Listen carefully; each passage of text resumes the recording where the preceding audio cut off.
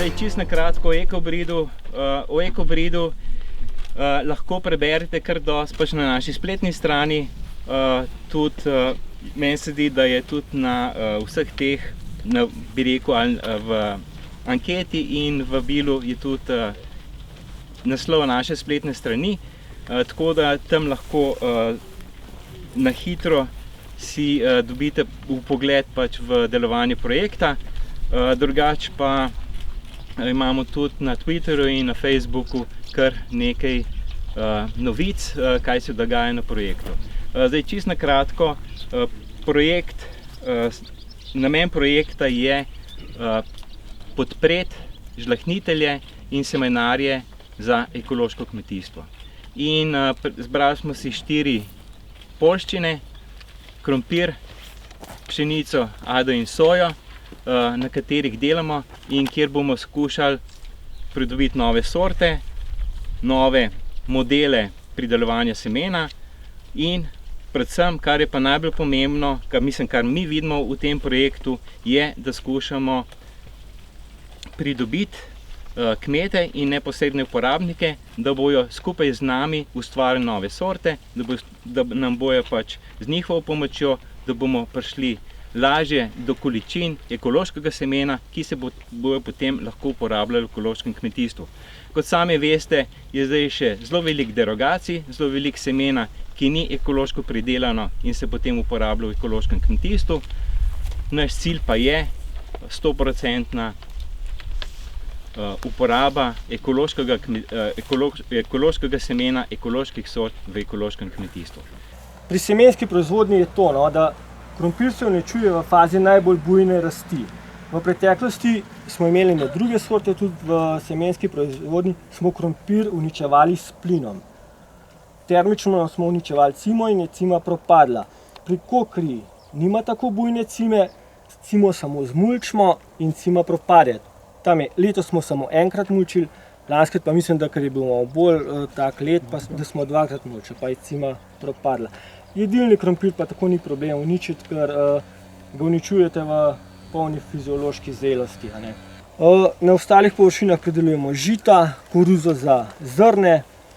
Zdaj, kar se tiče prodajnih poti, prodaje imamo večinoma na domu in pa v javnih zavodih. Po trgovinah ne razvažamo svojih izdelkov. Sam seme je problem. Če se v Sloveniji pa se zelo ali smo samooskrbni ali nismo, ali rabimo površine pa to za samooskrbnost. Ampak, če vam povem, mi niti semena nimamo za samooskrbnost. Mi za koruz, naprimer za polento, je semenarska hiša prijavljena, je v Sloveniji prisotna semenarska hiša, od katere kupujemo seme koruze za zrne, vendar tega semena ne pripelje v Slovenijo. Mi moramo iti v Avstrijo po seme, ker je rezerviran za avstrijski trg. In teh zgodb imate veliko, naprimer pripelje se pač tržni viški semena se pripeljejo v Slovenijo. Letos smo mi imeli veliko težavo, ker je bila meja zaprta in nam je en ekološki kmet pripeljal do Jezerskega in smo tisto koruzo dajali čez ograjo. Ampak to so take zgodbe, ki jih konvencionalni kmeti ne poznajo. Je pa pomembno, če vam še to povem pri koruzi, mi ne moramo vsako leto menjati sorte koruze, ker ne vemo, kako nam bo zrasla, ker nam ustreza ena sorta in tista sorta raste. Isto pri polenti. Ta sorta mora biti sočna, mora biti okusna in te stvari. Ne moreš ti vsako leto ali pa kar ti trgovec ponudi tisto seme posejati. Mislim, da imamo mi težave s semeni, večje kot pa s površinami, ampak tega se mi ne zavedamo. Mislim, da imamo edini razvoj v semenarstvu je pri krompirju v Sloveniji. Na dnevu ekološkega krompirja danes tu pri Kranju se nahajamo na polju kmetije Kozina, kjer prikazujemo 9 sort iz projekta EcoBrit, ki so se že v prvem letu pokazale kot dosti uspešne. Namen tega je seveda, da sorte, ki jih najprej preizkušamo, bistveno večje število sort, ki jih preizkušamo na Kmetijskem inštitutu v okviru projekta, sedaj potem preizkusimo tudi v praksi pri samih pridelovalcih. Seveda, če želimo doseči čim večji učinek, ni zadosti, da sorte samo pridelujemo, to želimo tudi pokazati ostalim, tako da danes se bomo to zbrali v malo večjem številu in pogledali v bistvu, katera sorta bi lahko bila najprimernejša za slovenske, sorta krompirja bila najprimernejša za slovenske kmete. Na Kmetijskem inštitutu Slovenije smo uspeli 2 leti nazaj pridobiti evropski projekt z področja ekološkega kmetijstva pod imenom EcoBrit. Kmetijski inštitut je vodilni partner, skupaj pa sodeluje 25 partnerskih inštitucij iz različnih evropskih držav, Kitajske in Združenih držav Amerike. Zdaj, glavni namen projekta so raziskave na področju žlahtnjenja ekoloških sort kmetijskih rastlin, spodbujanja semenarstva in uvajanja novih tehnologij na področju ekološkega kmetovanja. Sam projekt obsega 4 vrste, to se pravi krompir, pšenico, ajdo in pa sojo. Danes smo sicer na dnevu krompirja, ekološkega krompirja v okviru projekta EcoBrit. Pri krompirju, kot je v Sloveniji že tako dosti dobro razvit program žlahtnjenja krompirja na Kmetijskem inštitutu Slovenije in ravno projekt EcoBrit nam je dal možnost, da to delo še nadgradimo, in sicer na ta način, da bomo v okviru projekta EcoBrit pričeli z žlahtnjenjem krompirja za posebej namenjeno za ekološko kmetijstvo. Če smo do sedaj veliko pozornosti polagali odpornosti proti različnim boleznim in škodljivcem, posebej krompirjeve plesni, se pravi sorte, ki smo jih dobili, marsikatera je odporna na krompirjevo plesen, recimo ena od njih je naša sorta Kiskokra, pri kateri pridelujemo ekološko seme, ki je na voljo vsem pridelovalcem v Sloveniji, pa vendarle te sorte so bile požlahtnjene v nekje konvencionalnem sistemu žlahtnjenja. Z projektom EcoBrit gremo, kot sem rekel, na nov nivo, to se pravi, bomo namensko odbiro sort za ekološko kmetijstvo vršili pravzaprav na površinah, ki so ekološke. To se pravi, osnovo imamo pravo, odpornost proti boleznim, predvsem proti krompirjevi plesni.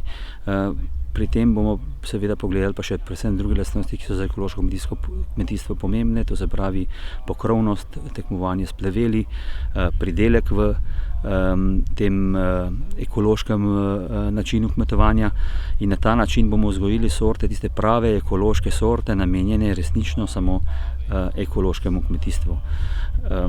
To je tudi osnovna razlika, če smo sedaj v večini v ekološkem kmetijstvu uporabljali konvencionalne vzgojene sorte, ki so zaradi svojih lastnosti bile tudi primerne za ekološko kmetovanje. V prihodnosti, ko bo ta program polno zaživel in pričel dajati prve ekološke sorte krompirja, tudi slovenske, bojo pa te sorte dejansko vzgojene in požlahtnjene z namenom pridelave v ekološkem načinu kmetovanja.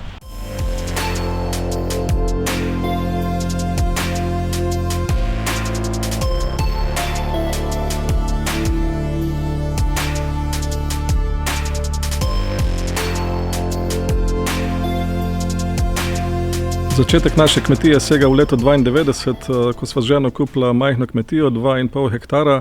Danes imamo 6,5 hektarov lastne zemlje in še 33 dobrih v najemu, in to vse skupaj v 9-10 vaseh. Ukvarjamo se z zelenjavo, jagodičevjem in živinorejo. In v glavnem to se dogaja večinoma na travinju, 1,5 hektar imamo pa njiv za zelenjavo in nekaj žit in jagodičevje. Živina pa se pase v teh vaseh, ko sem prej omenil, in v glavnem v hribih, več kot polovico je travinja v hribih, tako da skrbimo za čiščenje hribov, košnje je pa pač v teh ravninskih delih.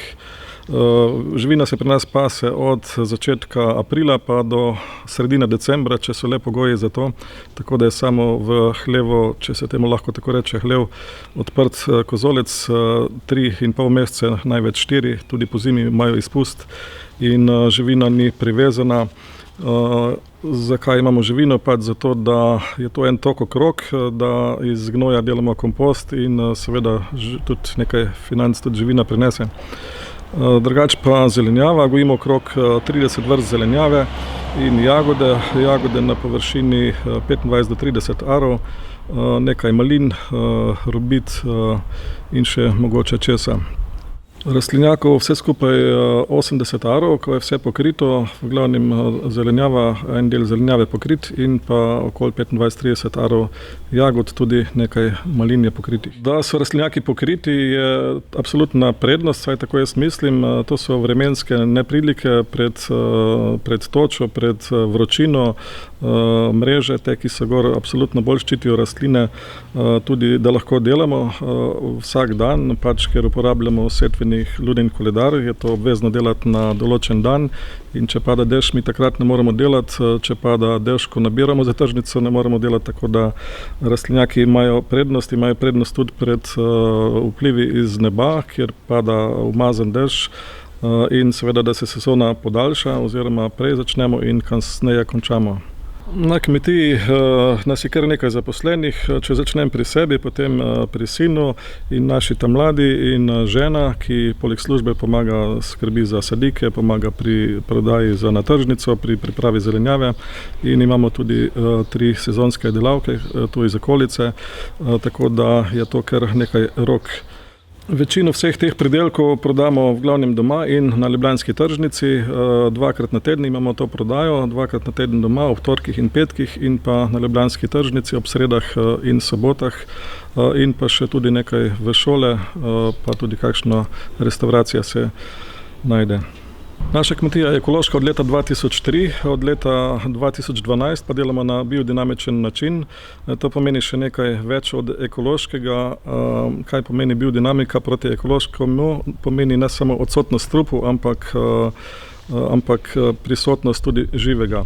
To je pač nadgradnja, bistvo tega je kompostiranje, kolobarjenje in kompost je osnova te kmetije. Seveda ne smemo pozabiti na preparate biodinamične, ki jih uporabljamo.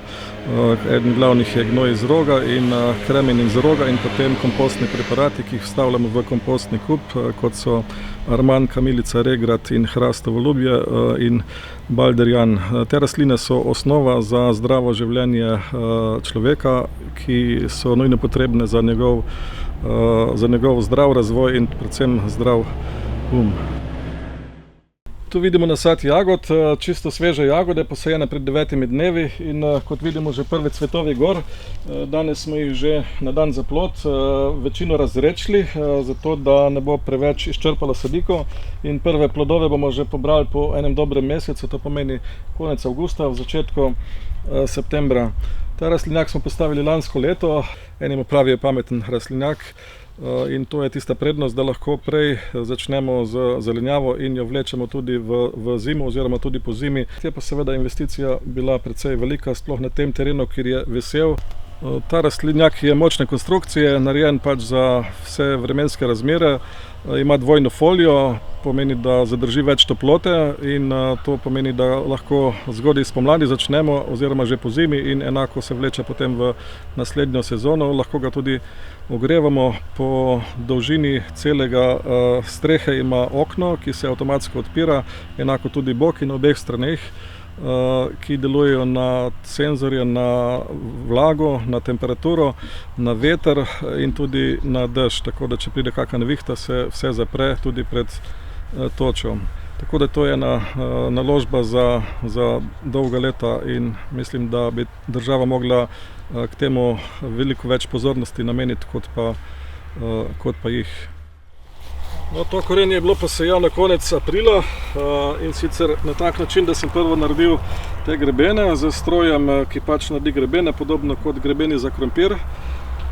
Potem sem gor tiste grudice z grabljicami rahlo odgrnil proč, tako da je bilo res sama fina zemljica. Napeljal gor vodo, cevi, ki so še zdaj noter in zemljo zamočil in potem pokril za 5-6 dni z črno folijo, ki vidimo tu zraven, zdaj tudi, da preprečuje plevele, tako da je bila ta cela parcela pokrita z folijo. In po 6 dnevih imamo folijo proč in drobni pleveli so vzklili pod folijo in sonce jih je dobesedno sežgalo. Potem pa sem šel sejati gor za sejalnico, 2 vrsti so tu posejane, tako posebno sejalnico in tiste drobne plevele je sejalnica mehansko odmaknila in praktično ni bilo to gor nobenih plevelov. Potem je pa šel tu noter stroj, ki ga bomo potem pokazali tudi, ki je takole dobesedno čisto blizu korenčka okopal. Tako da je bilo pletve zelo malo, potem se pa to še nagrnilo in kot vidimo ni plevelov. Tako da korenje se da pridelati tudi na ekološki način, brez vsakršne kemije. Tu smo v mlajšem paradižniku, danes je 20. julij, bil je sajen pred enim mesecem nazaj in to je smiselno, da sadimo za kasnejše obdobje, kajti sedaj v tem času oziroma v avgustu je težje prodaja, ljudje so na dopustih in imajo doma na vrtovih. V septembru mesecu bo pa ta paradižnik oziroma konec avgusta že začel z obiranjem in to bo potem lažja prodaja, tako da je smiselno rastline saditi na večkrat in zaradi tega si lažje razporedimo prodajo. Sladki krompir, čeprav temu ne bi smeli tako reči, to je več kot krompir, to ima ogromno vitamina, recimo beta-karotena ima toliko kot 25 kg brokolija in enostavno mu ne bi smeli reči krompir, to je vitaminska bomba za prehrano od malih dojenčkov do odraslega človeka, za diabetike, sladkorne bolnike, ker ima glikemični indeks sladkorja nič in je zelo zdravilen in nima škodljivcev, niti bolezni, razen edini velik škodljivec je voluhar, to pač je pa treba skrbeti na nek način s kolobarjenjem in še kakšnim drugimi biodinamičnimi načini, da ga preganjamo. Ampak to je res ena zgodba, ki se splača jo delati v Sloveniji. Tu vidimo en del naše črede, sicer jih imamo trenutno v 5 vaseh po vseh teh okoliških krajih in kot vidite so krave dojilje, imajo zraven teleta, vidite jih, da niso umazane, ampak tako tudi pri nas po zimi, nimajo nikoli dreka na sebi, kajti imajo dovolj prostora v hlevu in dovolj nastilja. Tako da telički so tisti molzni stroji, ki pomolzijo mleko in temu je to namenjeno. Skozi celo leto imajo samo pašo, po zimi pa samo suho seno, pri nas nimamo nobene silaže, niti travne silaže ne in nobenih žit naša živina ne je. Tako da meni se zdi nesmiselno krmiti živini žita, lahko bi jih njive uporabili za hrano ljudi, kar bi bilo bistveno bolj efektivno.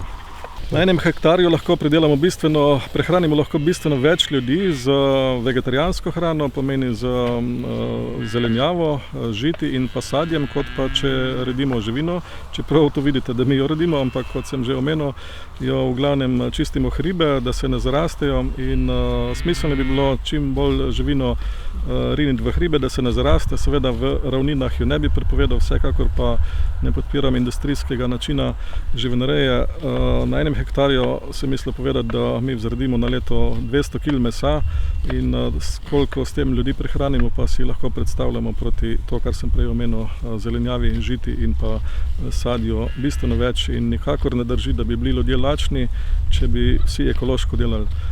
Če omenim še to znanje, ki ga ekološki kmetje imamo in še marsikdo zraven, absolutno z znanjem bi se tole lahko ekologija dvignila in prehrana ljudi. En lep primer lahko vidimo v indijski zvezni državi Sikim, ki je leta 2003 prešla na tak način in so sedaj popolnoma ekološki. In odgovor za politike na koncu je, da se BDP dvigne iz 5 na 8%, da ne omenjam zdravje ljudi, narave in pa zaposlenost in turizem in vse, kar sledi zraven tega. Pri vzgoji zelenjave seveda ne gre brez vode, tako da tu v zadnji vidimo jezero, sicer mi imamo enega še v tistem gozdu, tam gor, že dobrih 25 let in voda vsekakor je potrebna. To jezero se pa napaja iz vseh teh streh, iz rastlinjaka, iz hiše, iz hleva, iz senika, ki ga imamo in tu se zbira voda v tem jezero za namakanje, hkrati pa smo iz tega jezera naredili tule nove površine, 20 arov novih njiv, ker je bilo to zelo nizki teren, močvirnato, in to je bila pravzaprav glavni namen tega jezera, da smo pridobili čisto blizu hiše novo površino za vzgojo zelenjave, in voda je vsekakor kot en odličen element na biodinamični kmetiji, kjer se to vse vrti okrog vode, življenje, škodljivci in takšne stvari.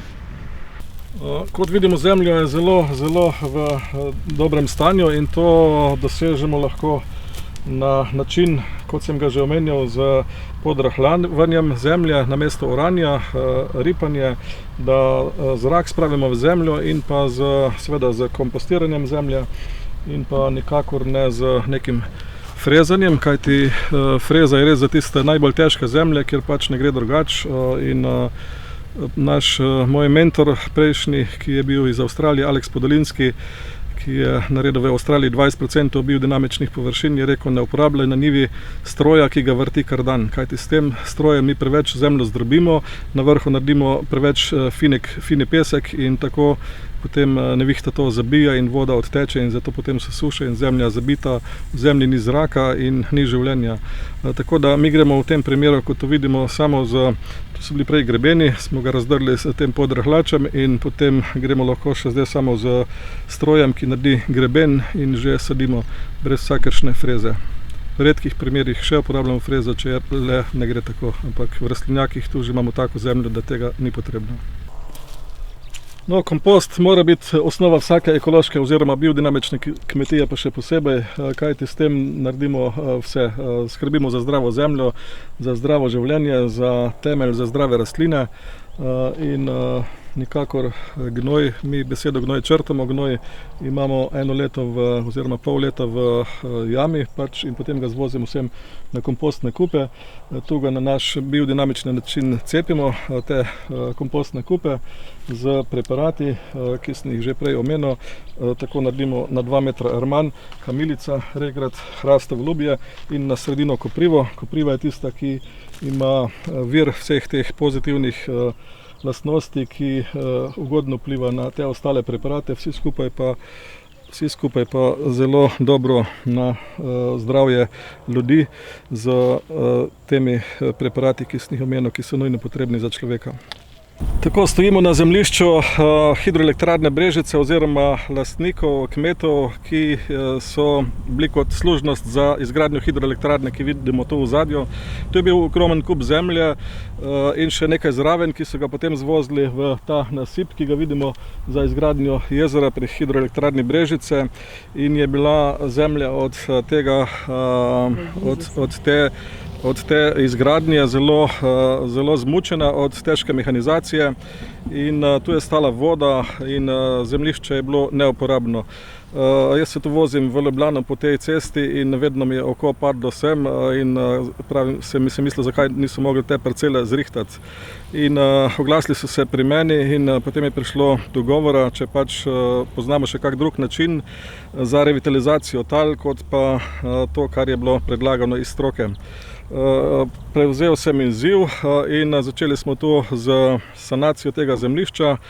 Začelo se je prvo z mulčenjem, potem pa z podrahljavanjem in škropljenjem preparatov, gnoj iz roga, kjer pač delamo po biodinamiki, in gnoj po Mariji Tun, in potem ripanje in še škropljenje enkrat oziroma dvakrat, in na to setev mešanice 27 vrst rastlin, ki smo jo dobili iz Nemčije od enega znanega kmeta Manfreda Venca, ki je skonstruiral, če lahko tako rečem, tole vrsto mešanic. In on pravi tako, da to mora biti en orkester na njivi, ne samo da je violina na njivi. In zdaj tukaj vidimo, da je to kar dobro uspelo, ni plevelo noter. Zemljo smo spravili v stanje zračnosti. Bistvo je, da je v tleh zrak, in ko mi imamo v tleh zrak, zadržimo veliko vode v tleh, in seveda z Z pomočjo organske snovi, ki smo jo potem mulčili, spravimo v zemljo veliko življenja. Torej, spomladi smo posejali maja tole mešanico, 27 vrst rastlin, in potem se je to raslo do meseca avgusta in takrat smo tole zmulčili in še enkrat z riparjem preripali zemljo in škropili z preparatom gnoj iz roga in pomriji tun, pustili 14 dni oziroma 3 tedne in potem ponovno z riparjem in z direktno selijalnico smo posejali zimsko mešanico, ki je bila pa 9 vrst rastlin. To so zimske mešanice rž, tritikal, grašica oziroma grah, črna detelja in te stvari, ki pač prezimijo. In to je raslo čez zimo in naslednje leto spomladi smo to zmulčili in posejali zopet tisto vrsto mešanic, 27 vrst rastlin, seveda zraven preparati, tako kot je že bilo omenjeno, in jo zmulčili konec avgusta in potem posejali tukaj travno deteljno mešanico in to je letos 3. leto, pač prvi odkos smo že naredili, to je zdaj pa druga košnja, danes je pa 20. julij. In ker je bila ta zemlja, pač smo nekaj truda vložili v njo, se mi je zdelo škoda, da bi jo te kmetje dali nekomu v najem in da bi delali s kemijo po njej, smo jo vzeli rajši mi v najem in zdaj pač jo delamo naprej. Letos se je pa naši kmetiji zgodilo tudi to priznanje, iz Bruslja je prišlo tako čisto nepričakovano, kot primer dobre prakse med vsemi kmetijami, ki so bile pač prijavljene oziroma bil je pogoj, da so vključene v nekateri program ali KOP ali ekološko in iz Slovenije smo bili predlagane, nas je bilo predlaganih 5 kmetij in naša kmetija je prišla na koncu v finale med 15 izmed 77 in še ena kmetija, vinogradništvo Kokol iz Maribora, kar je bil to presenetljivo velik uspeh za Slovenijo in presenečenje veliko za našo kmetijo. Tako da, ker nismo mogli verjeti. Tukaj bi se rad ob tej priliki zahvalil vsem tistim, če začnem doma, v moji družini, in vsem tistim, ki vlečejo oziroma rinejo ta ekološki voz v Sloveniji že od prejšnjega tisočletja, da ne omenjam posamezniki, pač vsi tisti, ki so res zaslužni in to je uspeh ene male Slovenije, ki se ga mogoče še v tem trenutku prav dobro ne zavedamo in bi bilo to zelo dobro za izkoristiti, kajti Slovenija lahko in trdim morala postati ekološka dežela za kmetijstvo in tudi to je mogoče.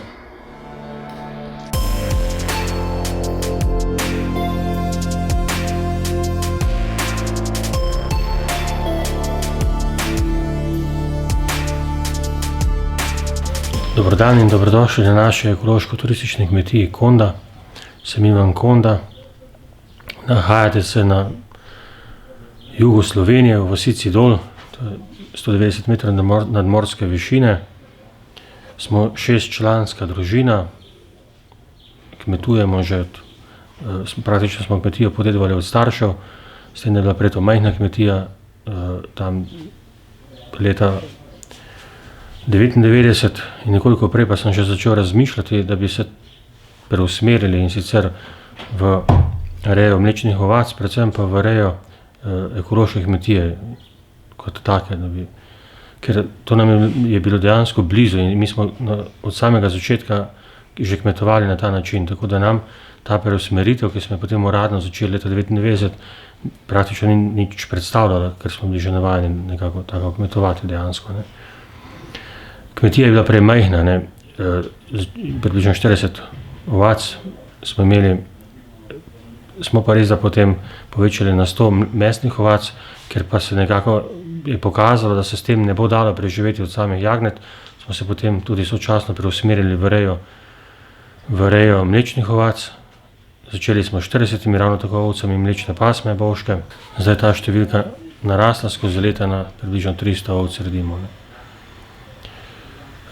Tudi dobrih 30 glav goveje živine imamo, cikaste pasme, pa potem imamo tudi še nekaj prašičev, nekaj konjev za lastno uporabo, za hobi praktično imamo to. In pa nekaj malega tudi za prikaz turistom, ki imamo pač to turistično kmetijo in da jim je to tudi ta žival zelo blizu. Kot sem že omenil, smo 6-članska družina, na kmetiji nas praktično delamo skoraj da vsi, če smo le doma vsi, ne. Žena je sicer v službi, otroki pa, ena hčerka še študira v Mariboru, zdaj končuje, sin je končal kmetijsko v Novem mestu, ta drugi še hodi v srednjo šolo za mesarja, hčerka, ki je dvojčica, pa hodi njegova v Ljubljano, Lucija, živilsko srednjo šolo. Tako da naj bi nekako bomo nadaljevali naš trud, ki smo ga in to, kar smo začeli. Glavna dejavnost naše kmetije, kot sem omenil, reja mlečnih ovac in pa tudi predelava tega mleka v sire, jogurte, kefirje, skute, razne namaze in tako naprej. Težimo k temu, da dejansko si pridelamo svojo lastno krmo, 100%, tudi žita za dokrmljevanje in tako naprej. Obdelujemo dobrih 60 hektarjev zemlje, kar pa kolobarimo, tako da 20 je nekako, dobri 20 je orne neprestalno in ostalo je trvinje.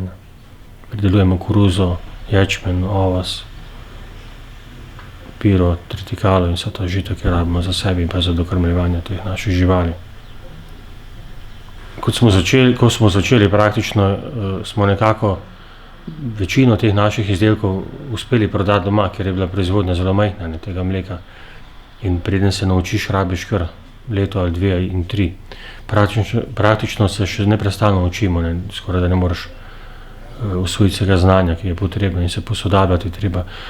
No, ko pa smo začeli preraščati, nas je tudi, nismo imeli nobenih težav, ker nas je trg sam odkril.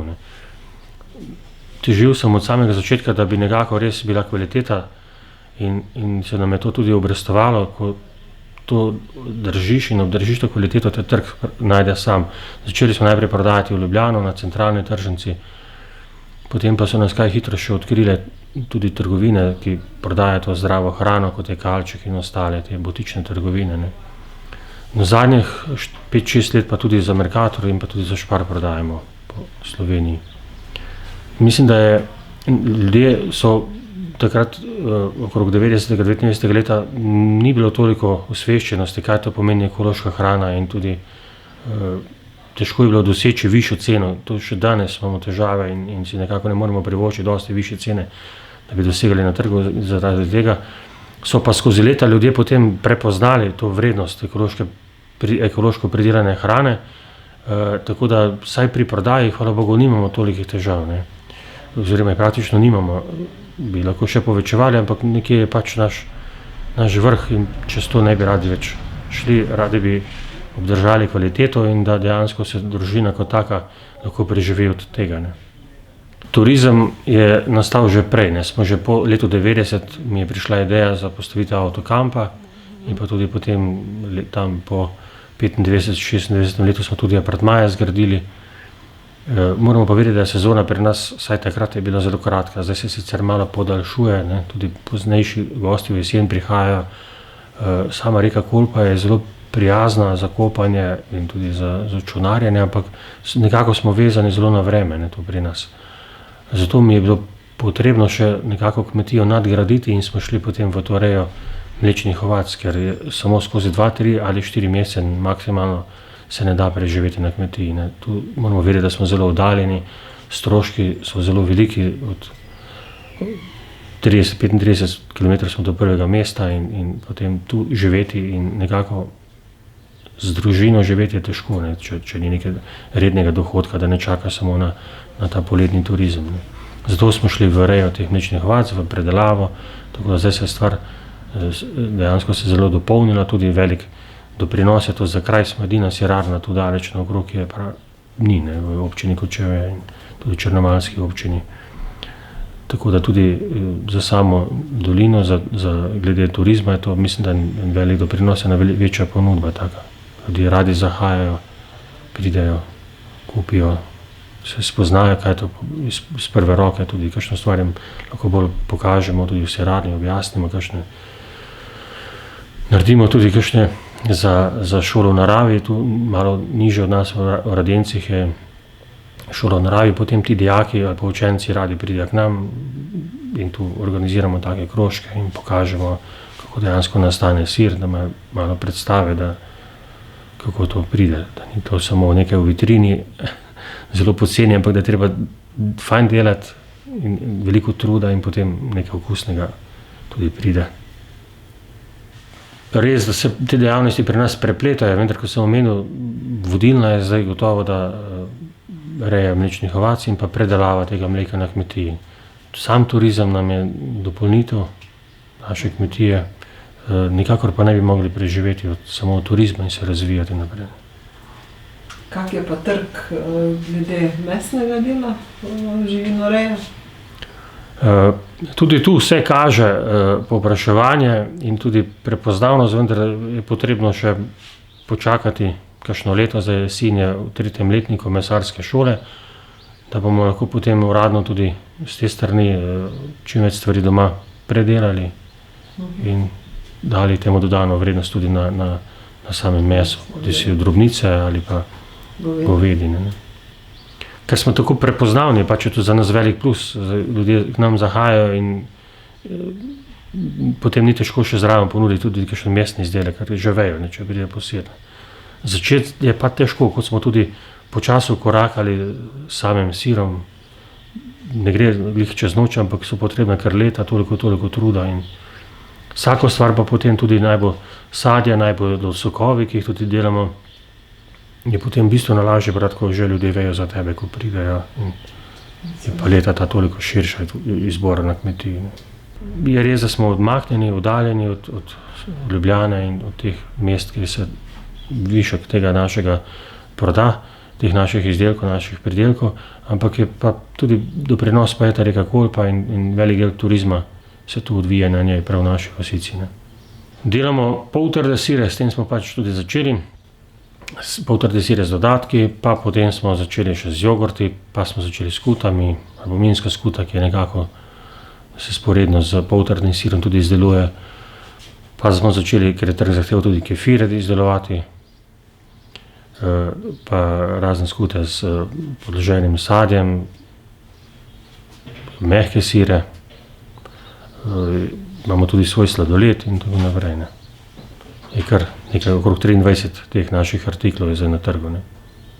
Težimo k temu, da še kakšne stvari spopolnimo, dodelamo okolice in te stvari uredimo. Zdaj ravno ker gradimo tudi novo sirarno, ker ta sedajna je zelo majhna in dejansko komaj zmoremo to mleko predelati in potem nam je to bila velika želja že leta. Letos se to nekako uresničuje, da bomo od ta starih hlevov, praktično gre zdaj že dela k koncu, uredili to sirarno.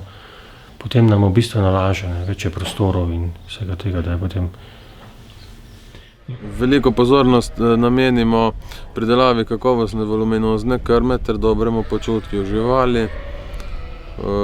Na pašnikih tudi izvajamo čistilno košnjo redno, da se slabe trave in pleveli ne razsemenijo preveč. Breje ovce imamo vedno na paši in jagnjice, ovce molznice pa so sedaj, ko je vročina, po molži do večera v hlevu, se jih dokrmi, zvečer pa grejo na pašo in so na paši do zjutraj, ko se pred molžjo zopet v štalo zaprejo. Pri nas imajo ovce mleka malenkost manj, ker molzamo enkrat na dan in imamo ekološko kmetijo, tako da je povprečje dobrih 300 kg na laktacijo. To je v povprečju litra na dan, na začetku po jagnjitvi imajo mleka malce več, te boljše ovce imajo tudi čez 2 litra. Potem pa jim pade, bolj ko grejo proti koncu laktacije, manj imajo mleka. Za selekcijo se pa vsako leto tudi mlečnost malo povečuje. Iz Nemčije smo zdaj že nekajkrat ovne uvozili, rezultati so vidni, tako da počasi upajmo, da bomo napredek še naredili.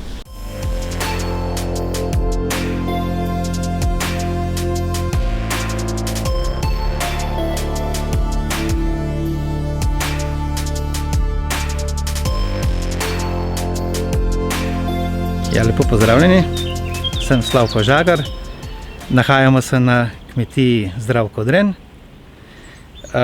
Zakaj je Zdravko Dren? Ker se ukvarjam tudi z drenom in sem uporabljal ta rek, ker je dren zelo zdrav. No, drugače se pa ukvarjam s čebelarstvom, že 21 let. Zadnje 4 leta sem pa šel v ekološko čebelarstvo, ker sem videl ta način čebelarjenja meni ustreza. To je moj način življenja, uživam v tem okolju, je čisto. Smo na Jugorju, 550 metrov višine. Okolje je čisto, prijazno, nobene kmetije, nobenega vinograda, nobenega onesnaževanja. In tu sem si izbral to parcelo, ta prostor za čebele. No, v Gorjancih je tudi veliko zelišč, v naravi, bogato rastlinstvo, bogato drevesno vrst. Nekaj sem pa tudi dodal. Začel sem s čebelarstvom že 21 let, najprej ljubiteljsko, zadnjih 6 let pa sem malo povečal in se samo ukvarjam s čebelarstvom. Nadgradnjo čebelarstva sem videl v saditvi dreves, medovitih in pa učnega zeliščnega vrta, vrt medovitih rastlin. Zakaj? Ker so take vremenske spremembe. Eno leto je deževno, drugo je suša, enkrat nam pozebe. Tako da ali preživiš ali pa ne preživiš, če se ukvarjaš z eno dejavnostjo. Tako sem razvil še sadjarstvo, začel sem delati z drenom. Dren je zelo dobra paša za čebele. Prva paša cveti že tam konec marca, že začetku marca in je zelo dobra za čebele. No, tako sem začel z drenom, potem pa še medovite rastline. Sem na čistem in nekje sem si razdelil 3 vsebine. Torej, imamo čebelarstvo, sadjarstvo in pa tematska vsebina na tej kmetiji. Čebelarstvo in čebele nam dajo med, nam dajo propolis, mleček, svoje produkte. Sadjarstvo imam dren, ki je zelo bogat, zelo zdrav, neraziskan, naša stara sorta. In pa tematske vsebine, imamo kakšne skupine, šolarje, naravoslovne dneve, organiziram naravoslovni dan, neko vsebino, da vidijo, kako se čebela prehranjuje, kako ima oprašuje, s čim se hrani. Tu se na vrtu vidi te rastline, v gozdu medovita drevesa, nam dajo nektar, med in to je zelo uporabno za čebele, za učence je pa to ena poučna vsebina. In pa pol predelavo tega cvetja, tega listov, zelišč, lahko dobimo eterično olje in prikažem destilacijo, lahko izdelujemo neke šampone naravne, neko kremo, pač po želji. Tako da imajo učenci ali pa organizirana skupina neko temo, se nekaj naučijo in to je tudi del moje kmetije. S tem se preživljam, če je dobra letina, imam nekaj, če je, imam 3 možnosti dohodka. No, to je dogodek na tej kmetiji, na vrtu, drugače imam pa prodajo po spletu, sejmi, od ust do ust, potem so kakšne organizirane skupine, sodelujem z turističnim društvom, z lokalci, z gostilnami. Ko imajo skupino, avtobus, jim predstavim, pokažem neko temo ali samo degustacijo, na ta način se tudi tržim. Živim izključno samo iz tega, nimam nekih strojev, vse je ročno obrano, ročno delano, vse rastline ne rabijo, se pravi, se samozaščitne, nobenega špricanja, nobenega posebnega zdravljenja, tako je dren, zelišča in pa tudi čebele. Z ekološkim načinom čebelarim, brez nekih zdravil. Tržim na ta način, odločil sem se, da dobro živim, da ne grem v neko investicijo, da se da na teh 2 hektarjih tudi lepo preživeti, malo na drugačen način. Zelo je to obiskano, iskano in obiskano.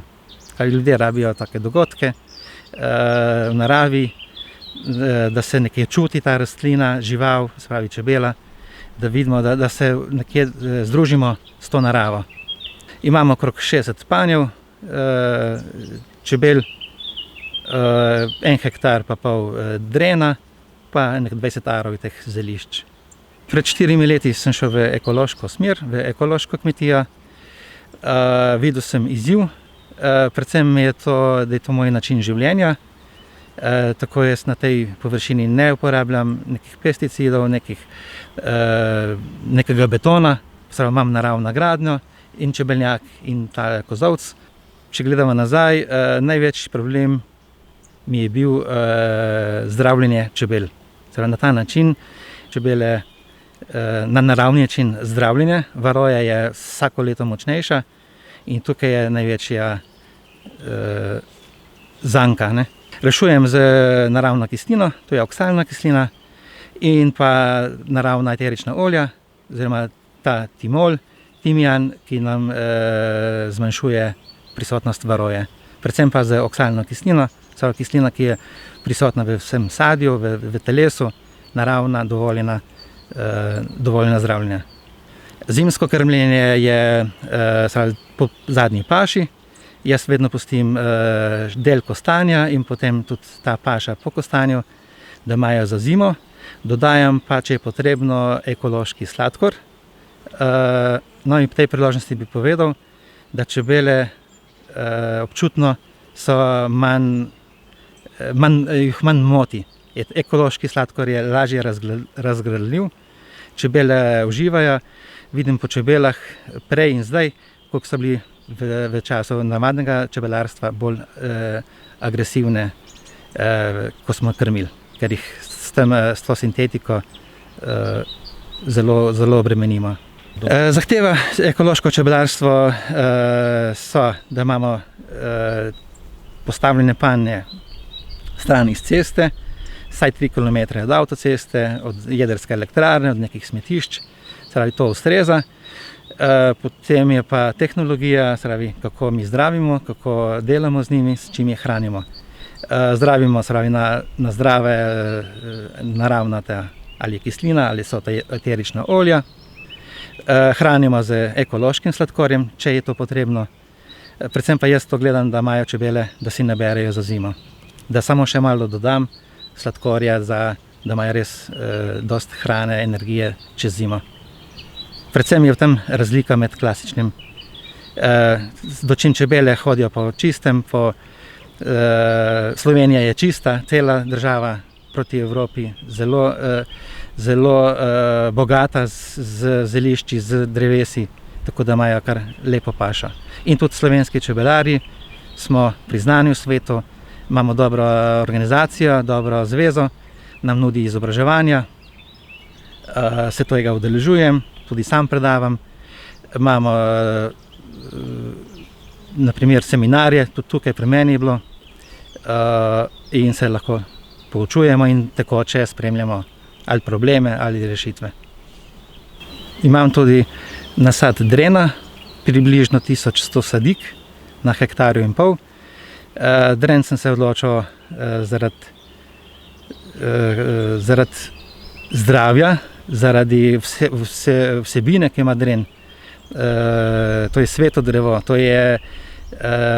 ljudje so ga častili, na vrtu je bil simbol zdravja, trdne vezi in pa predvsem po vsebini tega C vitamina in zdravilnih učinkovin, ki so v drenu. 1100 dreves. Prvo je zelo dobro paša za čebele, drugo so pa plodovi, ki so bogati s C vitaminom, askorbinske kisline je največ. C vitamin, kalcij, železo dobro dela za telo, da energijo, razbremeni ščitnico, da energijo v telesu, dobro kislino, dobro prebavo, to vse je v drenu. Pridelujem drenov sok, drenov kis, drenovo marmelado, brez sladkorja, konzervans in sladilo je med, tako da koristim svoje pridelke iz čebelarstva. združim z drenom in pol to na trgu prodajam. Z drenom je v bistvu malo dela, redno kosim, enkrat na leto, da ni zaraščen, da imajo čebele pašo, potem pa v bistvu ga samo otreseš, obereš in pol predeluješ. Dren ne rabi škropljenja, ne rabi neke nege, to je avtohtona rastlina, drevo, samoniklo, saj tudi sadim te stare slovenska prilagojena drevesa, nobenega škropljenja, nobene posebne nege. Odporen je na mraz, na sušo, prilagojen je na te vremenske razmere. Je pa pozabljen, v bistvu ga težko vidimo v naravi, ker so ostala drevesa ga prerasla in ga redko vidimo. Ja, zdaj v tem času je zelo uspešna spletna prodaja, kjer nisem preveč domač, rajši sem na njivi, rajši sem pri čebelah, kot na telefonu, kot na tem, vendar je uspešno. S tem se predstaviš širši skupini, širši publiki, s tem tudi prodaš, tako da zadnje časa grem na spletno trgovino, sicer pa po sejmih, po direktni prodaji, to je moj način. Zaenkrat vse prodam, če bo pa več, bomo pa mogli tudi v to smer razširiti se. No, tukaj imamo primer gozdnega roba. To je en del evropskega projekta, razpisa, kjer se vzpostavlja gozdni rob, se pravi, kako prihaja iz travnika v gozd. Najprej se začne šipek, kakšna robida, kakšna kupina, potem kakšen bezek, leska in tako naprej gre v višino proti gozdu. No, delamo na tem, smo se prijavili na razpis, da vzpostavimo ta gozdni rob, da je primerno, da bodo obiskovalci videli, kako to poteka in pa predvsem, kako koristno je v naravi. To je hrana za čebele, hrana za ptice, skrivališče za ptice, za živali, da se bežijo pred svojimi plenilci in pa zelo koristni sadeži. To so super živila, sami antioksidanti od maline, šipka, gloga, drena. Torej so to super živila, ki rastejo v naravi, v našem okolju. Torej delamo ta gozdni rob z parimi temi inštituti. Na moji kmetiji bo pa to vzpostavljen, da se vidi, kako to poteka in ta rob bo vzdrževan.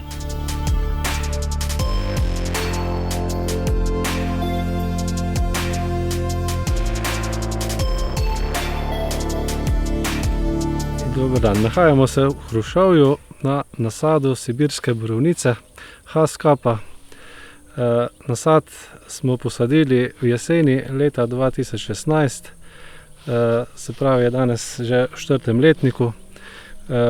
Trenutno je po trgatvi, v 4. letniku je bila že kar neka dobra trgatev, tako da upanje za naprej je v redu. Za ta nasad smo se odločili na podlagi večjih parametrov. Prvo zato, ker delamo v službi še in da se na kmetijstvu bavimo z nečem, kar se da ob službi še dodatno delati, ne? Tako da ne služba trpi.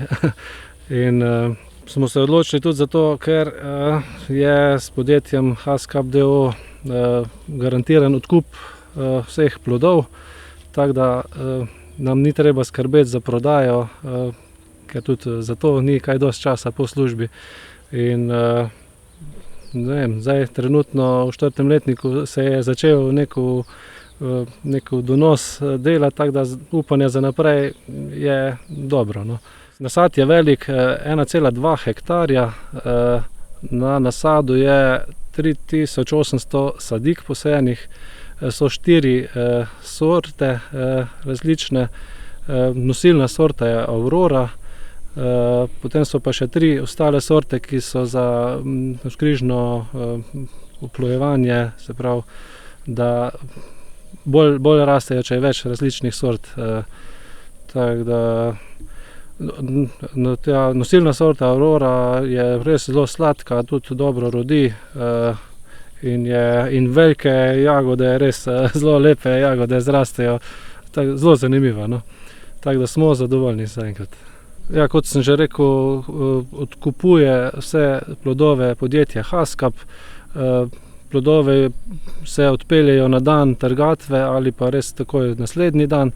Tako da ne rabimo nekih skladiščnih prostorov, ne rabimo nekih svoje komerciale voziti, ker nam s tem res zelo se olajša prodaja prek podjetja Haskap. Pa seveda pogoj za vse skupaj je pa ekološka pridelava, ne. Nasad je v ekološke, mislim, je že zdaj ekološka pridelava izven preusmeritve, tako da je res vse zelo čisto in naravno. Certifikat smo dobili z letošnjim letom, ne, samo drugače pa že prejšnja preusmeritva pa traja 2 leti že prej, ne. Tako da z letošnjim letom naprej je pa letošnja trgatev je že v ekološki certifikatom, ja.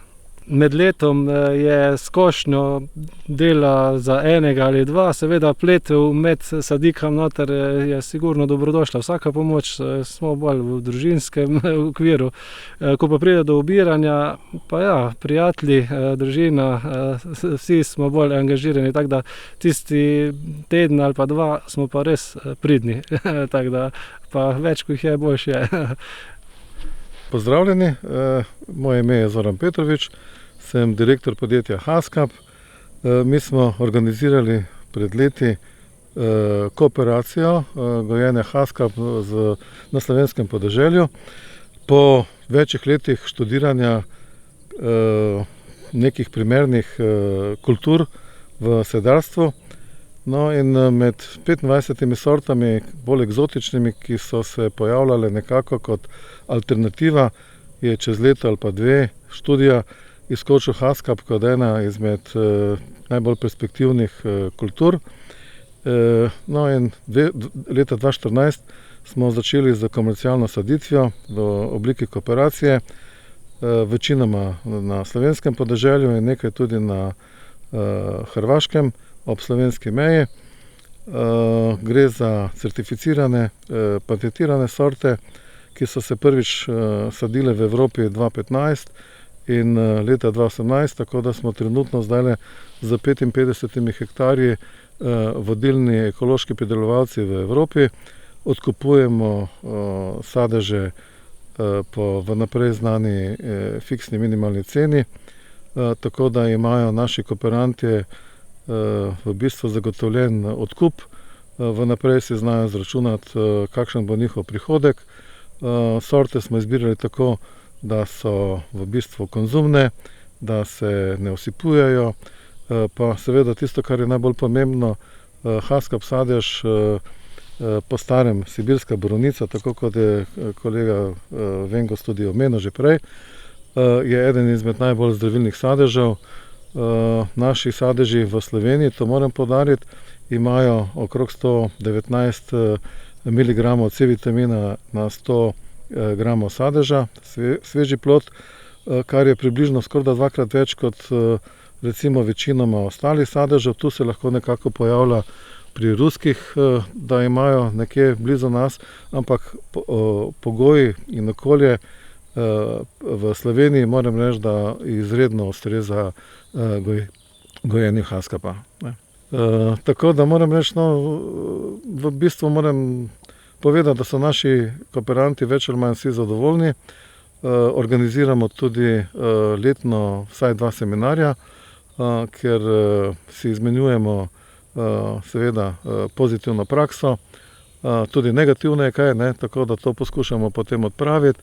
Razvijamo tudi mehansko obiranje, tako da v letu 2 bo sigurno tudi kvalitetno mehansko obiranje, tako da bo olajšalo našim kooperantom tudi ta del pri sami trgatvi oziroma obiranju.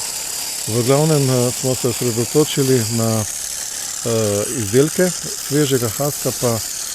Haskap jagod ne prodajamo v manjši meri da, drugače smo pa razvili široko paleto izdelkov.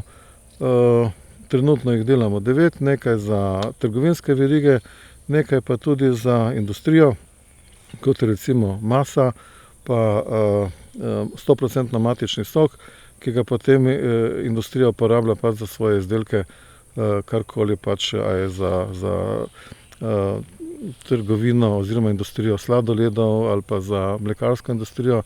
Drugače pa izdelujemo tudi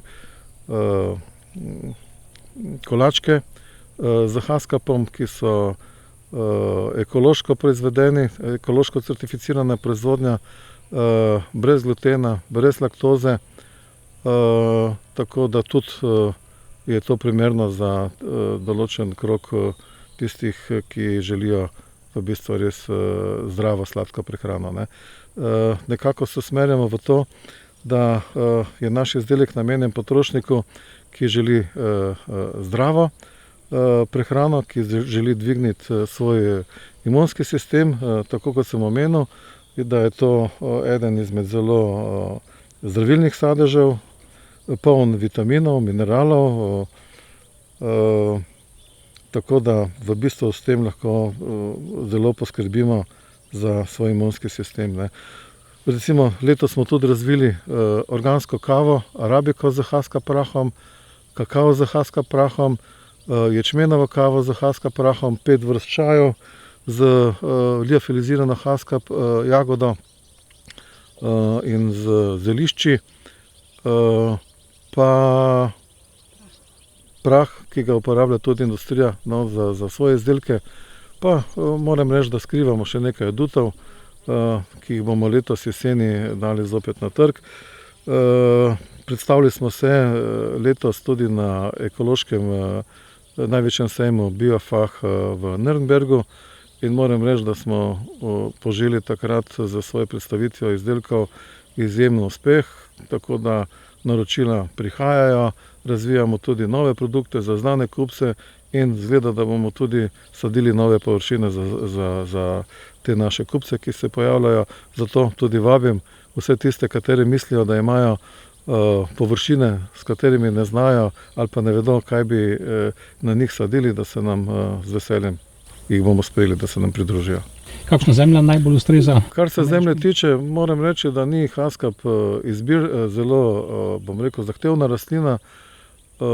Ne potrebuje kisle zemlje, tako kot recimo ameriška borovnica, ampak je nekje pH okrog 6,4, 6,5, nekje najbolj primeren.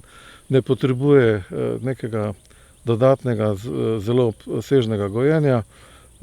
Tudi ni tako intenzivna kultura, kot mogoče tiste kulture, katere so v Sloveniji tradicionalne za vzgojo. Pripravljamo tako grmičje na našo mehanizacijo, ki jo razvijamo, tako da to je nekoliko bolj, ampak to ne zato, ker sam grm zahteva to obrazovanje, ampak zaradi tega, da nam olajša obiranje in v bistvu skrb. To, kar smo ugotovili, da mi potrebujemo za to, da lažje obiramo sadeže in da so taki, kot jih želimo, ne. No, zdaj recimo v začetku na manjših grmih se obira ročno, zaradi tega, ko so grmi tam nekje 30-40 cm veliki. Haska pobrodi že naslednje leto, če jeseni sadimo, že ima nekaj sadežev jeseni, tako da spomladi, tako da recimo lahko naši kooperanti se spoznajo z samim sadežem, da spoznajo njegov okus, ker je haskap jagoda je sorazmerno neznan sadež v našem okolju, pojavil se je pred nekaj desetletji že, ampak to so bile po okusu neprimerljive sorte z današnjimi sortami, ne, so bile trpke, kisle, majhne. Naše sorte, recimo danes, ki jih sadimo, so nekako med 2 do 3,5 grami velike, 3 do 4, celo 5 cm velike jagode, okusne, konzumnega okusa, sladke. Kar se tiče bolezni, ni do zdaj bilo nekih pojavov, da bi se haskap da bi bil haskap kot grm podvržen temu. Več ali manj tam, kjer se pojavljajo težave, je to mogoče zaradi voluharja, drugih nekih bolezni pa ni. Seveda, če je pravilno oskrbovan, če je pravilno dognevan, potem normalno se rastlina nekako tudi sama tem okoljem brani. Kaj bi še tukaj dodal? No, ko je grm recimo v starosti 3-4 let, pripravljamo sisteme mehanskega obiranja z otresanjem, tako da levo in desno od grma postavimo primerna korita, ki so v določenih primerih tudi obložena z mehkejšo folijo, da ko sadeži, katero otresamo, padejo na mehka tla in da niso poškodovani. Potem se pa za sistemom odpihovanja nečistoče odpihnejo, potem se ti sadeži zložijo v gajbice, kilogram do 2 kilograma, in to je potem pripravljeno za prevzem, oziroma mi potem v takih gajbicah odkupujemo. Tako kot je kolega Vengos povedal, se pravi, pridemo na dan trgatve ali pa najkasneje naslednji dan, tako da ni sadež v nekih skladiščih, ampak takoj svež in isti dan, ko ga prevzamemo, gre naprej v procesiranje, v predelavo. Ga tudi mi ne skladiščimo. Delamo tudi liofilizacijo, potem zamrznemo IQF, se pravi zamrzovanje z šokiranjem, sušimo, zračno sušenje, in potem te zračne sušene jagode tudi meljemo v prah. Sušimo do 35 stopinj Celzija, to je dolgotrajno sušenje, zato da se ohranijo vitamini, in tudi specialno mletje po sušenju z suhimi jagodami, ko delamo prah, je prav tako do 35 stopinj, se pravi, prah ohranja vse kvalitete svežega sadeža, se pravi, ne izgublja vitaminov in mineralov, ki jih ima sveži sadež. Lahko tam mogoče, če rečem, do 5%, ne več. Pridelek na hektarju je lahko v polni rodnosti med 12 in 15 ton sadežev, kar pomeni, glede na to, da imamo odkupno ceno 5 € plus minus 15%, kar lep prihodek za kmetovalca. Tako da komaj čakamo, da bodo te količine zdaj. Računamo, da bo na prvih nasadih, ki smo jih sadili, da bo to 21 ali pa leta 22, da bomo imeli že te količine na prvih nasadih iz leta 2015.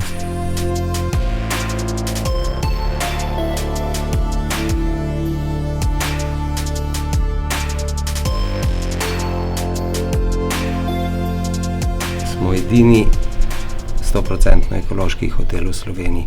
Lahko bi rekel, tudi ena izmed redkih 100% ekoloških hiš v Sloveniji. Pri nas je vse ekološko, od toaletnega papirja, kozmetike, hrane. Čistil. Pijača. Ja, nismo moderna hiša, nismo fancy hiša, smo skromni. Želimo biti taki, kot je Kras bil nekoč, in še vedno je lahko skromen, ampak lep. Slovenija je razglašena za gastrodestinacijo, ampak nažalost zaenkrat še nihče ne govori o ekološki pridelani hrani, ki konča v kuhinji oziroma na krožniku. In midva sva kljub temu, da dosti ljudi nam je rekel, da to je nemogoče, da ne more uspeti, vseh teh letih združila te naše okoliške kmete. Najna filozofija je v prvi vrsti zdrava hrana. In zdrava hrana je dobra hrana. Zdrava hrana je homogena hrana, ima v bistvu bogate okuse. Ja, samo zdrava hrana ne more biti samo zdravo pripravljena, ampak mora biti iz korenin zdrava. To pomeni, da je že seme ekološko, da iz kjer izvira, da je tista kvaliteta. In pol tudi naši gosti rečejo, da imamo zelo dobro kuhno, ampak pri nas, ko se staviš sestavine skupaj, ne more zrešiti, ker je vse kvalitetno, vse dobro, vse ima tiste prvinske surovine, esence. Ne, da so krožniki sam lepi, ja, morajo biti, to je zelo pomembno, ker jemo z očmi, ampak da je tista primarna bit 100% in da je divja, da izvira iz mati narave. Na kak način izbirate ponudnike? svojo hrano? V bistvu jih nisva izbirala. Smo se dobili na eni frekvenci skupaj, ne veva na kak način, so kar prišli.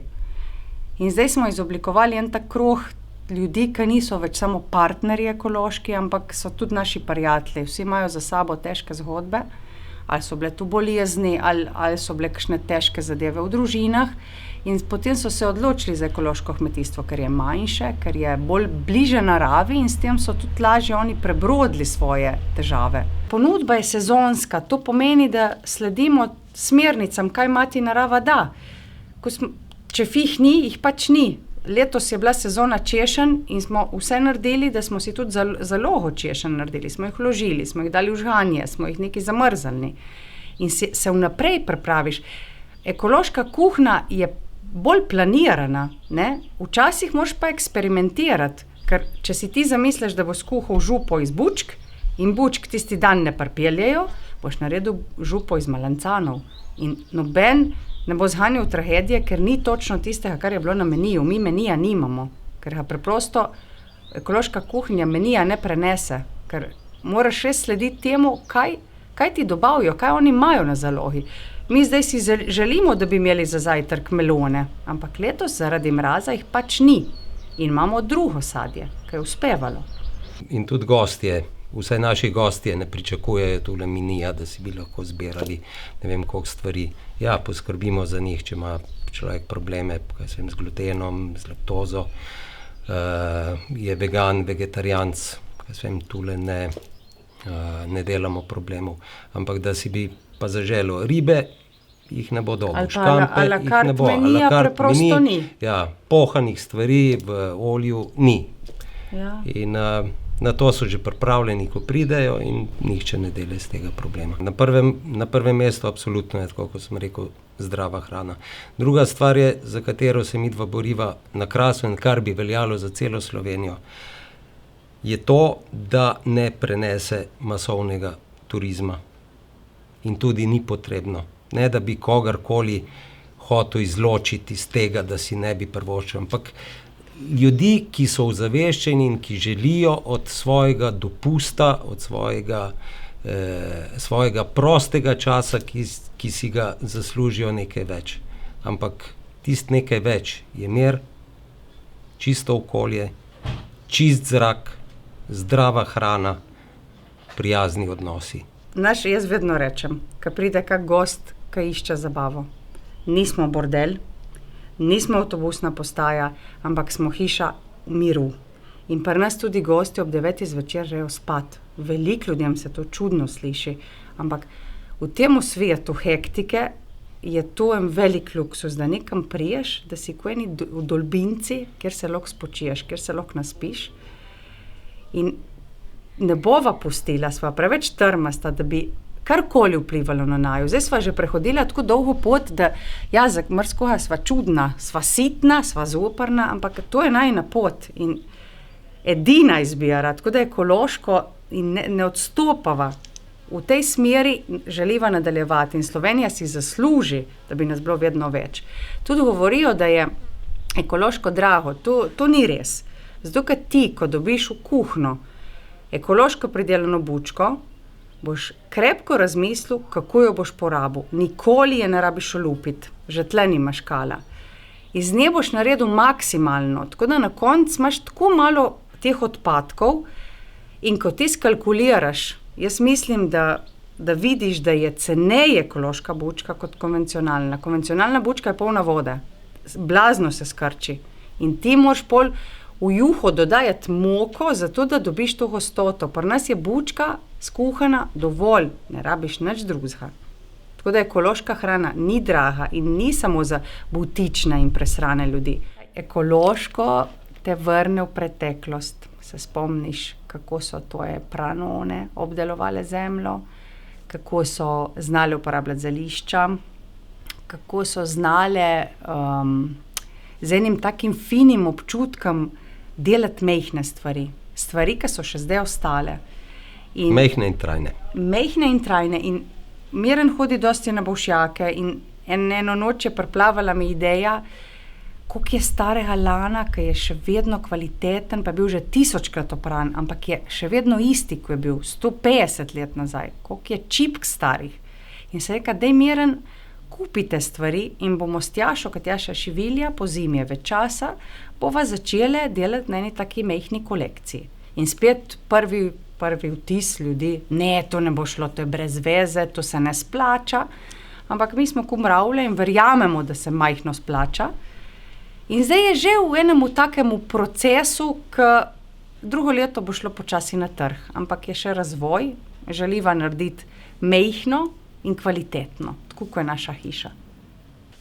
Nekateri si predstavljajo, da je firma vredna to, kolikor so vredni zidovi, pa pisarne, pa tako naprej. Ne.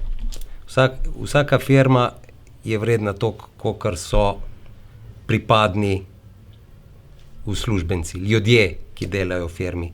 Isto je pri nama. Najne hiše ne bi bilo, če ne bi bilo... Svetih Danijelc. Ja, če ne bi bilo prvič vseh, ki nam pomagajo v hiši in naših dobaviteljev. Tako da se bi zelo rada zahvalila vsem. Najlepša hvala. Evo, za vso podporo, ki jo nama dajete in pomagate graditi našo zgodbo.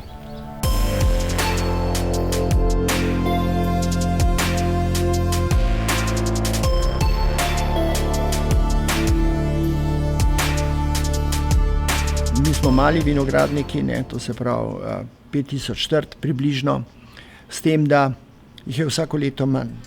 Ta eska, ta kap nam močno reči, recimo najmanj po 500 trt na leto. Zdaj to podsajamo, kar ni najboljš.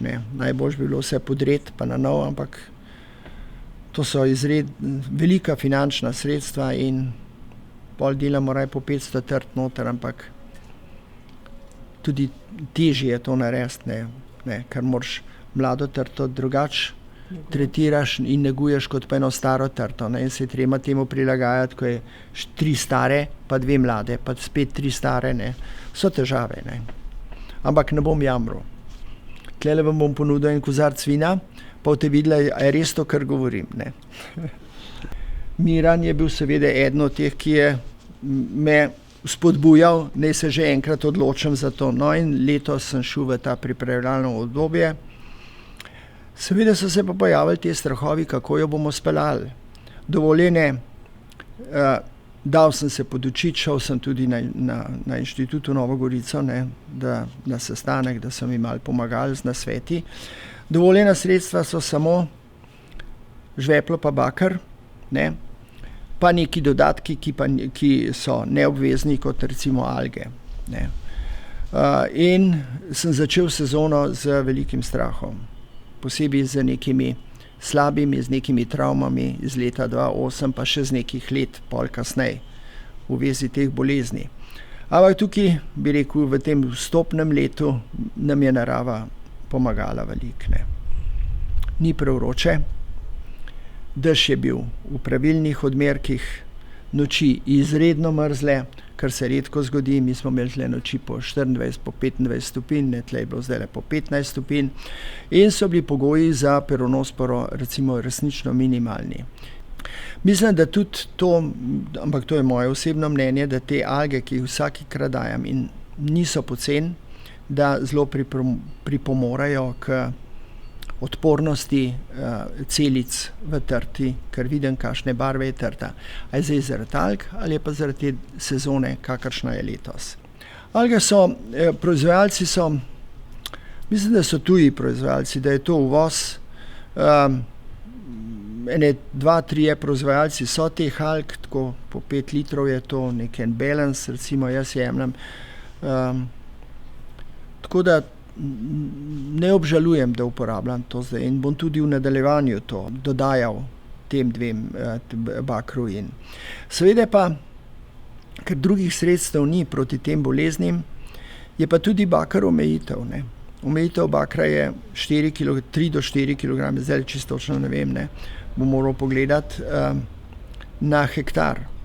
Tega bakar je tudi v končni fazi v veliki količini strup. Nobeden ne more tega reči, in tega bakra tudi ne moramo metati noter neke neomejene količine. To bi bilo, recimo, kaj sem na začetku. Kako bo pa to vplivalo na prodajo? Jaz mislim, da bo to pozitivno vplivalo na prodajo, ker so ljudje vedno bolj osveščeni, vejo, zakaj gre. In bo seveda ta predikat ekološka predelava bo imel vedno večjo veljavo.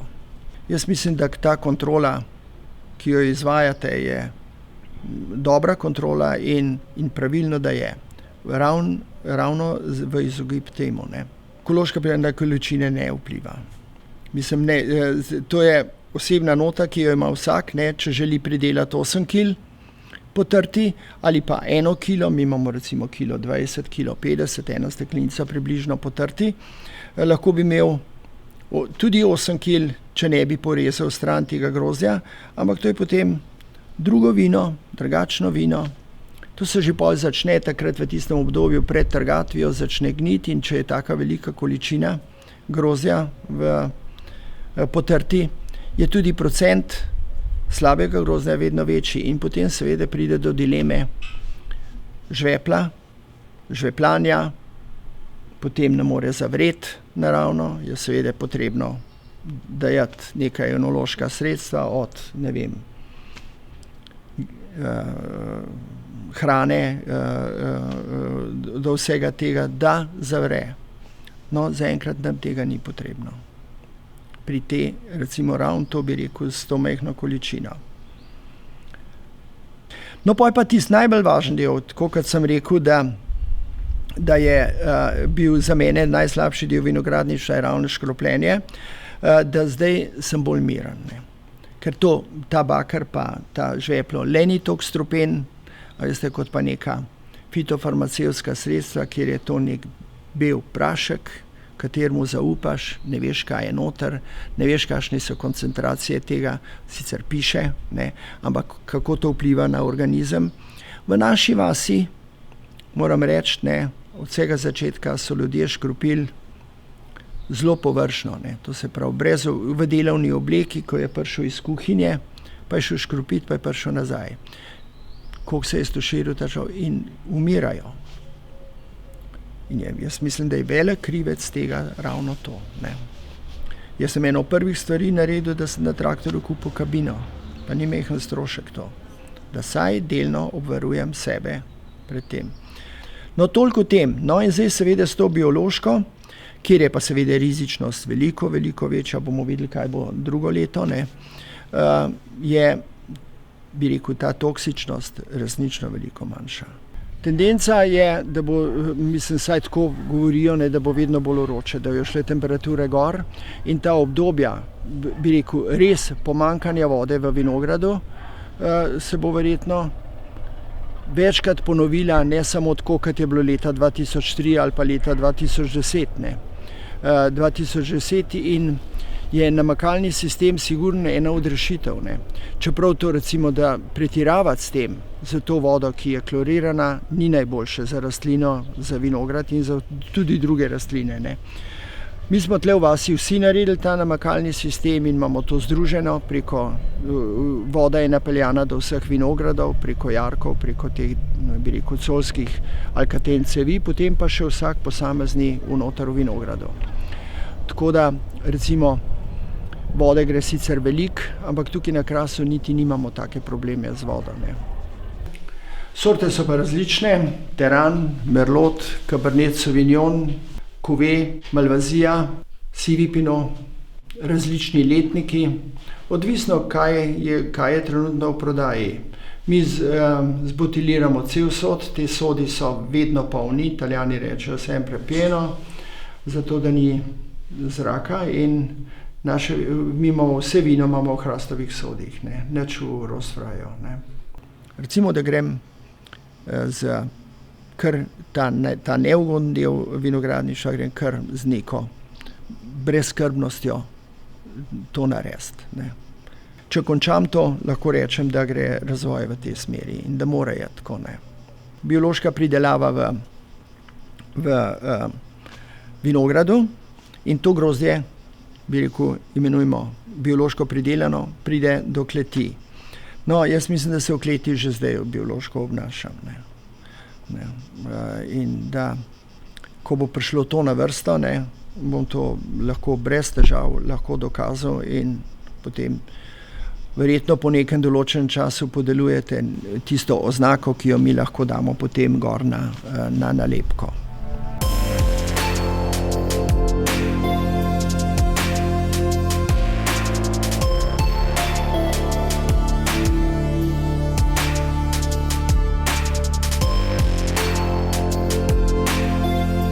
Ja, smo zdaj sredi našega vrta na ekološki kmetiji.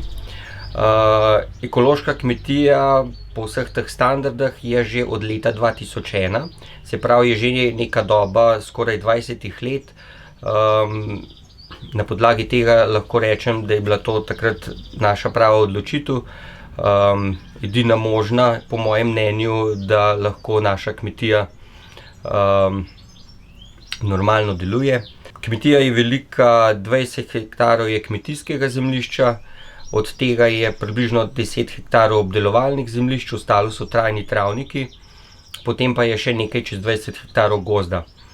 Že iz tega se vidi, da naša dejavnost sloni na kmetijstvu, na živinoreji in tudi na gozdarstvu. Če začnem zdaj z obdelovalnimi površinami, mi nismo specializirali nobeno dejavnost v večjem obsegu, ampak je tako, kot bom rekel, so bile kmetije včasih, vsake stvari je bilo nekaj, se pravi, da je tudi nekako samooskrbna in da nekako tudi zadostujemo temu, kar je naša usmeritev, da direktno tržimo, direktno kupcem in tudi nekaterim trgovinam. To pa tudi pomeni, da imaš čim več artiklov na razpolago. Pa še en moment je, se mi zdi, nekako moje osebno mnenje, da je ta pestrost pridelave in pestrost ponudbe tudi bolj zanimiva.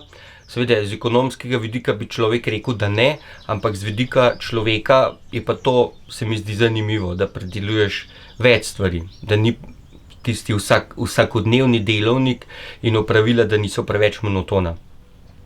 Pa tudi, če so kakšne vremenske ali pa škodljivci, recimo, kaj nepredvidljivi, če eno leto, bom zdaj rekel, ne vem, stročji fižol ne rata najboljše, se še vedno človek ne sekira. Se pravi, pri vseh stvareh, jaz to vidim v tem, z ženo sedaj kmetujo v teh 20 let, bom rekel, ali pa 15 let, no, samostojno, da je veliko pomeni tudi neko dolgoročno stabilnost na kmetiji, da se kakšne stvari preveč nasekiraš, recimo, a ne, in da kakšne slabe izkušnje potegneš dobre lastnosti iz tega.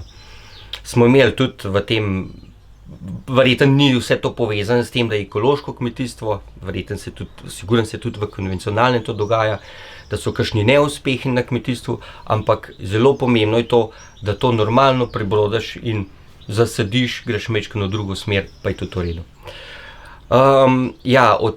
Se pravi, naši najbolj, vseeno pa bi izpostavil naše najbolj pomembne produkte, proizvode, ki jih na kmetiji imamo. Sigurno je zelo pomembna in velik obseg teh površin pod žiti, se pravi, tisto, kar na ekoloških kmetijah je neko prvo žito, je pira, potem tudi pšenica, ječmen, kamut, potem proso, ajda, koruza za zrnje, ne za silažo, oves. Se pravi, in iz vseh teh žit delamo različne produkte. Za te produkte imamo tudi sedaj v teh 10 letih, se dopolnjujemo z različnimi stroji za obdelavo, za čiščenje, za mletje, za luščenje, tako da je velik poudarek žitom. Poleg tega, da svoje žito predelamo in plasiramo na trg, delamo usluge tudi drugim kmetom, pa ne samo kmetom, ljudem, ki sejejo svoja žita in so zadovoljni, da svoje žito, ko dajo na en obrat za predelavo, dobijo svoje žito tudi nazaj. Se mi zdi, da je to tudi en trend, ki ima neko bodočnost, ne samo pri kmetih, ampak pri ljudeh, ki imajo neko zemljo. No, če nadaljujemo žiti, potem imamo tudi peko, kruha in pekovskih izdelkov, iz teh naših izdelkov. Vse te izdelke potem tržimo direktno ali pri nas doma ali pa na tržnicah. pa tako, kot sem omenil, tudi nekaj specializiranih trgovin, pa nekaj hotelov, nekaj restauracij, tudi nekaj šole, javne ustanove. Tako da je to, bom rekel, ta trg dosti širok, da se dopolnjuje tudi, recimo, če smo imeli čas zdajle krize zaradi virusa, če so javne ustanove pač niso naročale, pa so ljudje nekaj več naročali, tako da plus minus je bilo potem približno ista prodaja, recimo v nekem obdobju parih mesecev.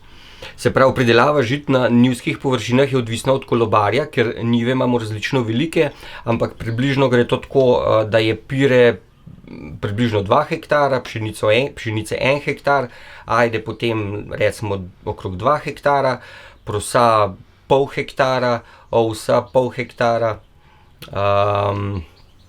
Potem pa, kot sem omenil, ko pečemo kruh, samo za nek občutek, tedensko se ga speče približno, malo je od sezone odvisen, ampak približno 30-40 kil recimo.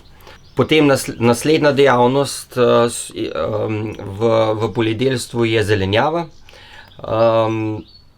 Od zelenjave recimo bi omenil kot tisto, kar največ predelujemo, krompir, potem čebula, korenje, rdeča pesa, zelje, te klasične poljščine, ki so, potem tudi nekaj še tistih mogoče manj znanih ali pa vrtnin, ki jih ljudje manj uporabljajo, pa vseeno so na trgu, recimo pastinak, grah, te drobne zelenjave, kako bi temu rekel, no. Ampak te glavne stvari sem že prej omenil. Potem iz tega, kot mogoče ena glavnih stvari, je kislo zelje potem, da naredimo v jesenskem času. Potem pa je še sadje. Kot sadje v bistvu imamo travniški sadovnjak, klasičen travniški sadovnjak, ki ga probamo negovati, ga pomlajevati pa dosajati. Iz tega je potem prodaja svežega sadja, naredimo pa tudi nekaj soka, pa kisa, nekaj suhega sadja.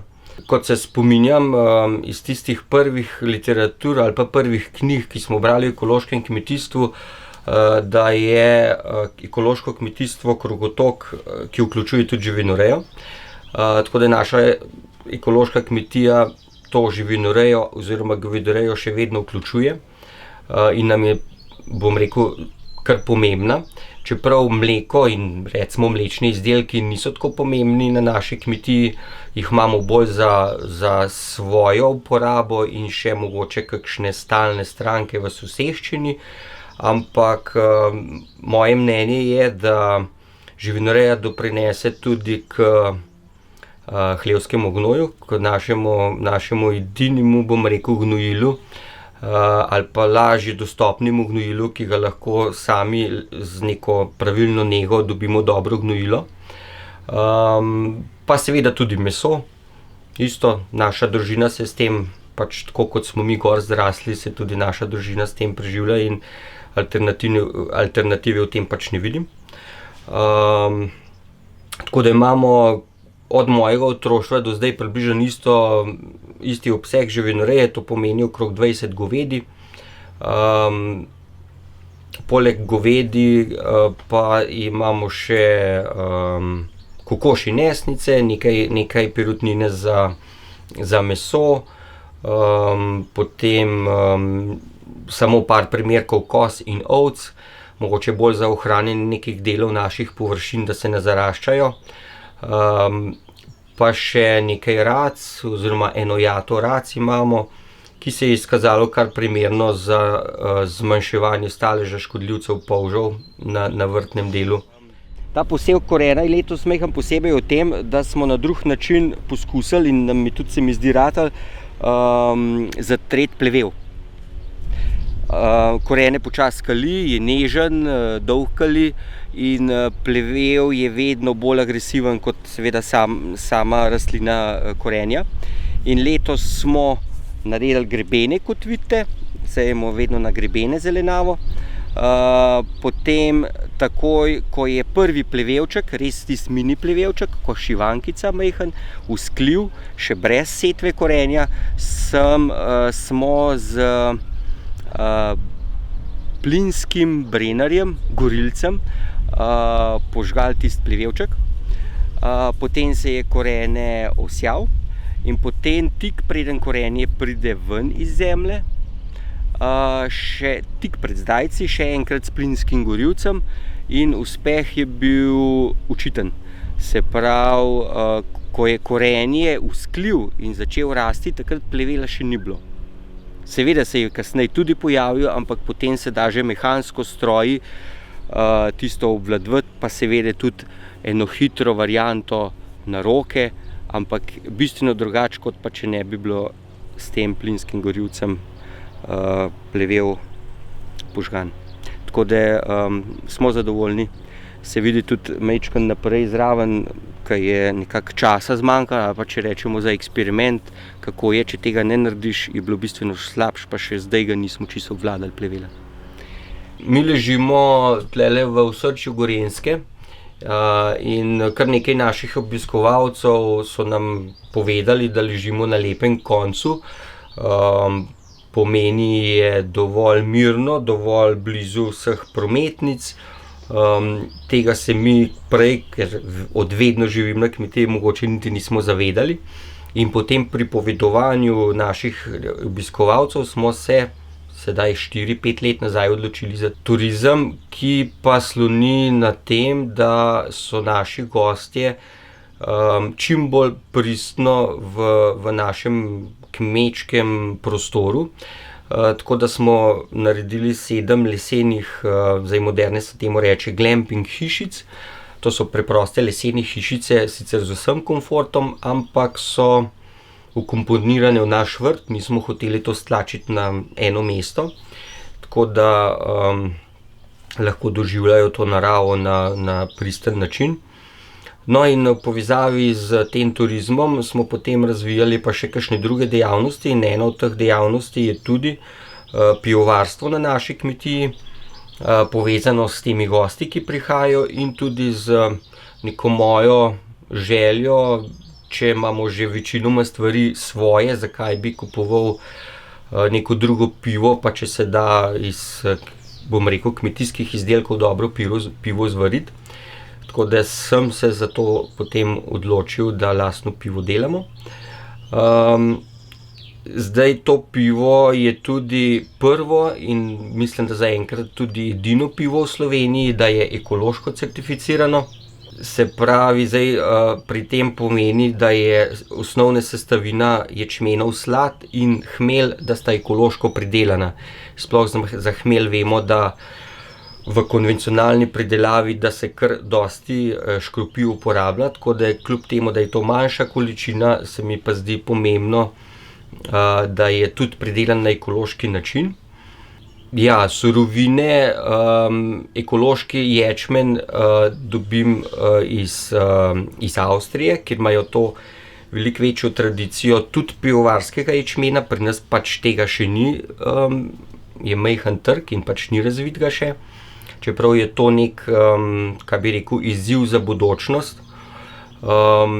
Enako je tudi s hmelom. Prvo leto sem pač uporabljal neekološki hmelj, slovenski, ker je bila to neka želja, da je slovenski, z odobritvijo ustreznih organov. Ampak ker ni bilo perspektive za to, da bi ekološki hmelj nekdo pa v Sloveniji prideloval, sem našel v Nemčiji ekološko kmetijo. Mislim, da v svetovnem merilu mogoče eno največjih pridelovalcev ekološkega hmelja. Piva se v Sloveniji veliko popije, ne. Zdaj trend ekološke hrane je, se pravi, za ekološko pivo sigurno bi lahko bil še večji interes. In s tem interesom bi verjetno tudi se kdo našel za ekološke sestavine v Sloveniji, nek začaran krog. Izziv je tudi za mene, da se lotim mogoče vsaj ječmenovega dela, ne hmeljskega dela, ki pri nas v našem koncu tradicije ni.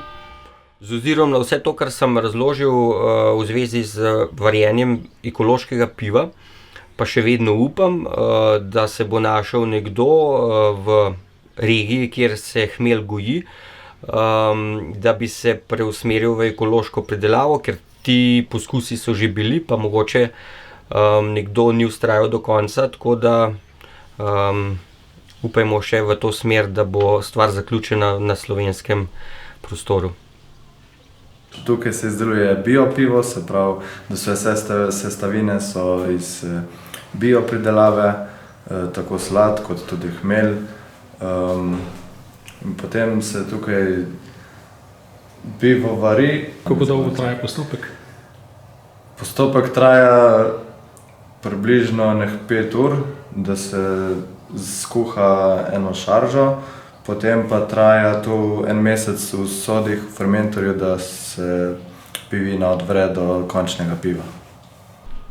Ekološka kmetija Šlibar je ena izmed 25, s katerimi ima Fakulteta za kmetijstvo in biosistemske vede Univerze v Mariboru sklenjeno pogodbo o sodelovanju in študentje študijskega programa Ekološko kmetijstvo prihajajo na praktična usposabljanja. Na kmetijah neposredno vidijo primere dobrih praks, uspešnega trženja ekoloških pridelkov in s tem dobijo koristne napotke tudi za svoje življenje in delo v prihodnje.